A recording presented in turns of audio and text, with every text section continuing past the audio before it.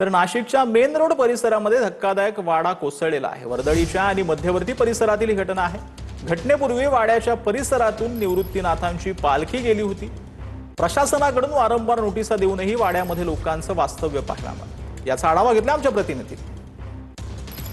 नाशिकच्या main road परिसरात शेकडो वर्षापूर्वी वाडा कोसळल्याची घटना घडल्याचं आपल्याला पाहायला मिळतंय। खरं तर नाशिक शहराची मुख्य बाजारपेठ असलेल्या मेन रोड परिसरामध्ये सकाळच्या सुमारास ही घटना घडलेली आहे। वाड्याचा जो काही मलबा आहे तो आपल्याला खाली कोसळल्याचं पाहायला मिळतंय आणि या घटनेनंतर या ठिकाणी आपत्ती व्यवस्थापन अग्निशमन असेल ते देखील दाखल झाल्याचं या ठिकाणी पाहायला मिळतंय आणि या ठिकाणी पंचनामा करून पुढची कार्यवाही जी आहे ती या ठिकाणी सुरू असल्याचं पाहायला मिळतंय। थोडासा पाऊस पडल्याने हे जे वाडे आहेत जर हे पडत असतील तर माझ्या मते ही खूप महत्वाची बाब आहे मालकांसाठीही व प्रशासनासाठीही की त्यांनी खूप लक्ष देऊन ह्या गोष्टी ज्या आहेत त्यांच्याकडे म्हणजे त्याचे जे वाद आहेत ते सॉल्व्ह करायला हवे। पालिका प्रशासनाच्या माध्यमातून देखील वारंवार नागरिकांना नोटिसा देण्यात आलेल्या आहेत। धोकादायक वाड्यांमध्ये राहू नका अशा पद्धतीचं देखील सांगण्यात आलं आहे। मात्र अशा घटना घडत असल्याचं आपल्याला पाहायला मिळतंय।